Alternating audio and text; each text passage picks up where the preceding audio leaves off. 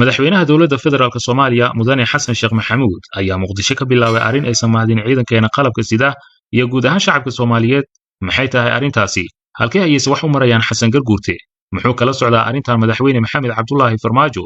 Maxay tahay talaabada uu qaadaya madaxweynihii hore ee dalka? Waxaad ku ogaan doontaan warbixintan. Soo dhawaada oo sheergareeya muuqaalkan si meel sare u gaaro shacabkan ay ula socdaan khatarta kaga soo wajahan ciidankeena. dhanka madaxweyne Garguurte Xasan Garguurte oo dhawaan booqday xarunta wasaaradda gaashaandhigga Soomaaliya ayaa bilaabay qorshe halis ku ah ciidankeena qalabka sida ee Soomaaliya kaas oo ku aadan sidii gabi ahaanba uu u sameyn lahaa mushaar dhimis ballaaran taasoo saameynaysa ciidankeena madaaliyaasha iyo dadaalada ay kula dagaalamayaan ururka argagixisada ah ee Al-Shabaab. waa warkii hore war soo dhaaf madaxweynaha Soomaaliya Xasan Sheekh Maxamuud oo dhimay mushaaraadka ciidanka iyo ciidamada dowladda Soomaaliya oo u darsaday madaxweynihii hore ee dalka Soomaaliya Maxamed Cabdilaahi Farmaajo oo ahaa aabihii wadanka isla markaana ahaa wadani jeclaa dadkiisa iyo dalkiisaba. ciidanku waxay qireen in Farmaajo uu ahaa nin halyeey ah oo ciidamada aad u jecel isla markaana ay jeclaayeen aabbo ayna dhihi jireen waxa uu ahaa aabbaha kaliya ee ka nixi jiray dadka iyo sidoo kaleeto shacabka Soomaaliyeed. haddaba intaan warbixintan oo faahfaahsan u gudagelin aaway jamaahiirtii nabad iyo nolol waxaan idinka codsanayaa in muuqaalkan meel fog aad gaarsiidaan oo aad markaasi aad gaarsiisaan dadka hadiyo gooraale cay jiray wadaniga dhabta ahaa ee Farmaajo maadaama haatan ciidamada dowladda federaalk Soomaaliya ay u darsadeen ayna markaasi doonayaan in mar kale wadanka uu madaxweyne ka noqdo Farmaajo. muuqaalkan meel fog la gaarsiiyo subscribe dheh haddii aad ku cusub tahay YouTube-keena Xaqiiqa TV waa wehelka bulshada wehel ka dhigo si aad u ogaato xogihii ugu dambeeyay ee ka jira gudaha Soomaaliya iyo sidoo kaleeto dunida dacaladeeda. iyadoo wax ka yar 100 maalin uu xafiiska joogo madaxweyne Xasan Sheekh Maxamuud oo ah iyadoo wax ka yar 100 maalin uu xafiiska joogo madaxweyne Xasan Sheekh oo hoggaanka dalka loo doortay 15 bishii May ayaa waxaa soo baxaya warar aan u wanaagsanayn mustaqbalka ciidanka qaranka kadib markii la dhimay mushaarka qaar ka mid ah talisyada ciidanka qaranka. dhawaan wax ku dhawaa kalabar la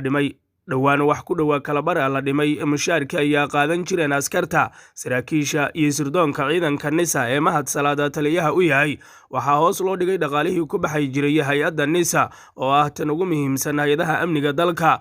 ciidamada dowladda federaalk Soomaaliya ayaa mushaaraadkooda iyo gunooyinkooda kor loo qaaday 5 sano ee la soo dhaafay oo uu Soomaaliya ka ahaa madaxweynaha.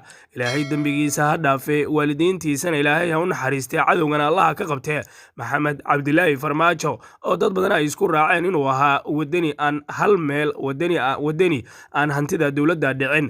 waxaase muuqata in hadda ciidanka qaranka Soomaaliyeed u darsadeen Farmaajo oo maalmo kooban xafiiska ka sii maqan. Xasan Sheekhna uu la soo baxay dhaqan horaya looga cabsi qabay oo ahaa inuusan ahayn nin ciidanka u wanaagsan. dad badan ayaana ka deyriyay arrintii ayaana soo ifbaxday. waxaase dadka arrimaha ciidamada iyo sidoo kaleeto siyaasadda Soomaaliya falanqeeya ay sheegeen in ciidamada dowladda federaalk Soomaaliya haddii mushaaraadkooda sidan ay ku sii socoto arrinta oo mushaarka laga dhimay cabashada ay gudbisteen oo Xasan Sheekh dhagaha ka firiisto in wadanka inqilaab uu ku qabsan doono Maxamed Cabdilaahi Farmaajo ilaahay dambigiisa ha dhaafe.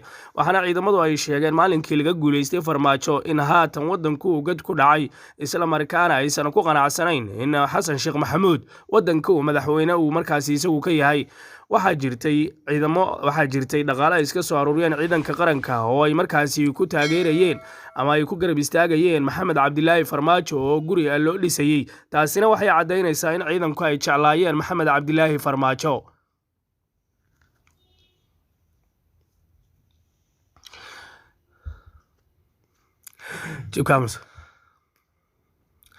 jacaylka loo qabo Farmaajo ciidanka kaliya uma qabin ee qof walba oo muwaadin ah ama wadani ah ee ku sugan gudaha Soomaaliya ayaa jacayl u qabay.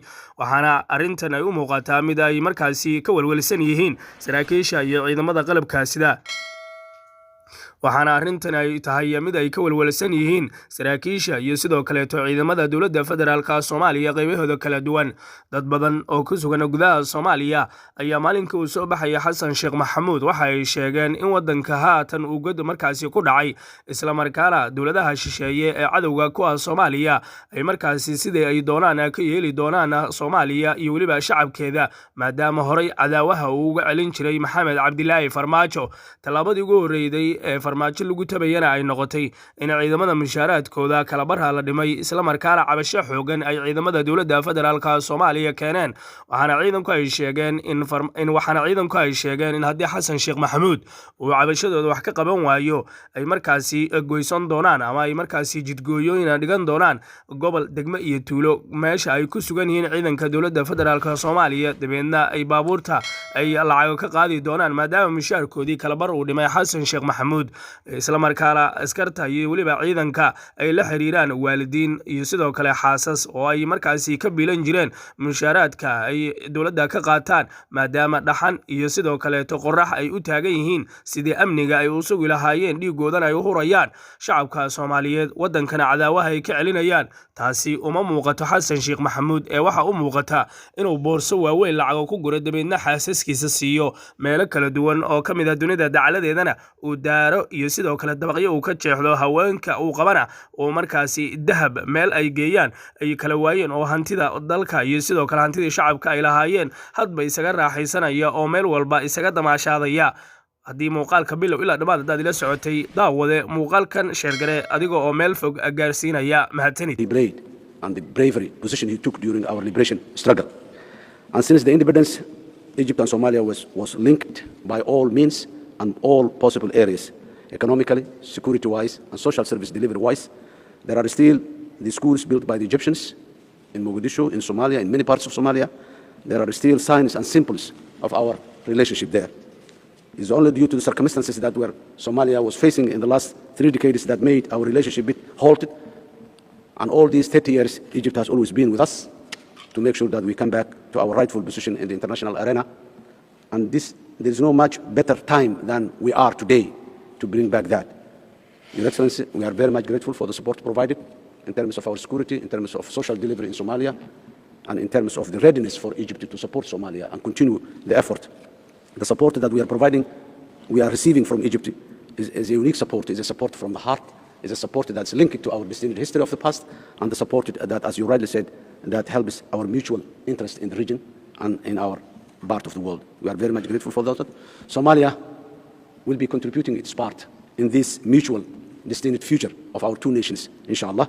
And again, I cannot say more than saying I'm very much grateful for the role of Egypt in rebuilding Somalia. I thank you, Mr. President, and I thank the Egyptian people for their unwavering support for the revival and rightful Somalia. I thank you, and the bravery position he took during our liberation struggle.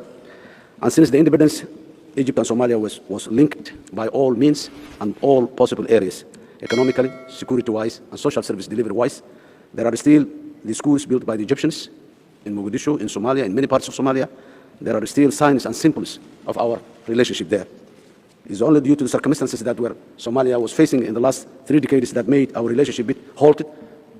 And all these 30 years, Egypt has always been with us to make sure that we come back to our rightful position in the international arena.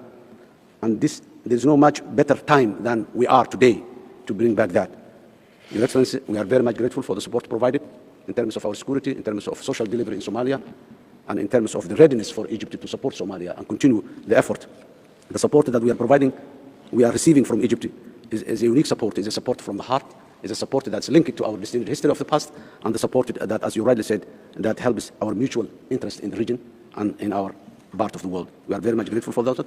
Somalia will be contributing its part in this mutual distinct future of our two nations, inshallah. And again, I cannot say more than saying I'm very much grateful for the role of Egypt in rebuilding Somalia. I thank you, Mr. President, and I thank the Egyptian people for their unwavering support for the